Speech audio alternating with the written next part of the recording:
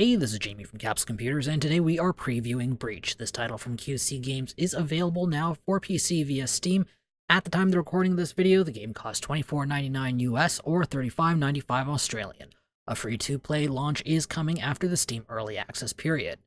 QC Games is an Austin, Texas-based developer looking to create a game mixing some of their favorite genres. Breach is an action RPG that sends 4 players into the dungeon to battle mythical creatures. Challenging the team is the Veil Demon, an AI or player-controlled enemy who will harass, ambush, and generally do their best to kill off the intruders. Breach has just launched on Steam Early Access in a format that will be familiar to mobile players. The game currently has 3 maps, 18 character classes, and 6 Veil Demon classes. Players will be able to choose from a small selection of free classes that will rotate on a weekly basis or purchase classes using in-game or premium currency. Each class comes with a signature ability exclusive to that class and the option of swapping out the 4 default abilities from other abilities from the same school of magic.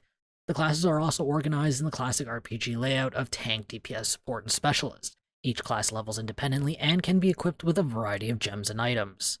The Veil Demon has 5 abilities like normal player characters and can control AI creatures to give them a stat boost. The Veil Demon is also able to unleash the creature's special abilities, making a controlled enemy a formidable opponent. When not controlling units, the Veil Demons can spawn a variety of traps and elite units to slow and harass the enemy team. Each map takes about 15 minutes to complete. They are essentially a short series of room with PvE objectives that will be familiar to competitive gamers, such as capture the flag, domination, and team deathmatch. Players must beat each room within the time limit to gain the bulk of the experience points. The Veil Demon must slow the players down to gain the bulk of the experience points or knock out all players for a victory. Each time either side gains a level within the dungeon, they can choose one of 3 bonuses based on their equipped items.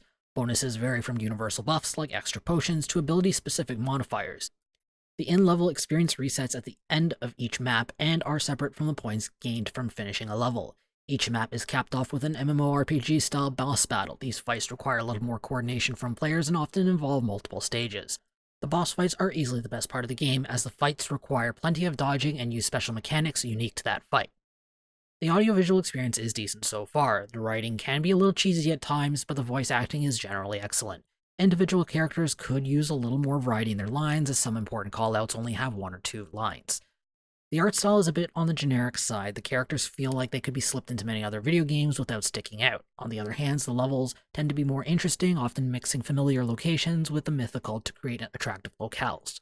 So far, I'm pleased with Breach's gameplay. QC Games has picked out a lot of excellent features for MOBAs, action RPGs, and co-op shooters and put them together in an entertaining fashion. Breach's loot grind mechanics and generous spread of classes offer gamers plenty of reasons to keep coming back to the game. The optional PvP aspect adds a nice bit of complexity and challenge, as a human player's creativity can bring some great surprises. The game's difficulty is reasonably well balanced so far. Although Breach uses the standard third-person shooter perspective, basic attacks tend to home onto targets. However, the majority of a character's effectiveness is in their skills. The easy classes are generally forgiving, letting players button spam their way to victory.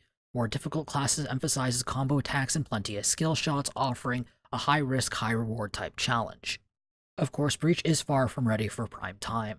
The game lacks a lot of content right now. With only 3 maps, things are quite repetitive. 18 character classes and 6 Veil Demon classes offer enough variety that increasing the number of maps should be the highest priority.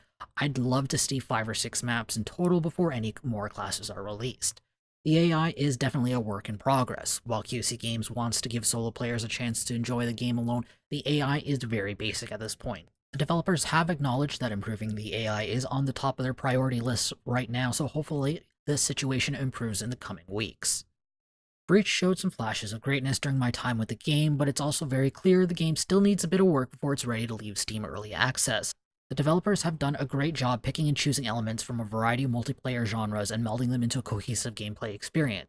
Considering gamers will have to fork over a minimum of $24.99 US or $35.95 Australian to get into the Steam Early Access, only the most die-hard evangelists should be buying into Breach right now, as the game is seriously lacking in content and the AI needs improvement. However, if QC Games can get that content mill going full steam, start polishing off Breach, and hit the right balance for monetization practices, they will have a solid action RPG on their hands. If you want to read this preview, be sure to check out the link in the description or in the video's card. I hope to see you soon. This is Jamie from Capsule Computers signing off. Hey YouTube, if you enjoyed this video, be sure to like it and subscribe to Caps Computers for more awesome videos. If you're looking for more videos to watch, check out our preview of Atlas here on the right. And if you're looking for another action RPG to play, check out our review of Assassin's Creed Odyssey here on the left.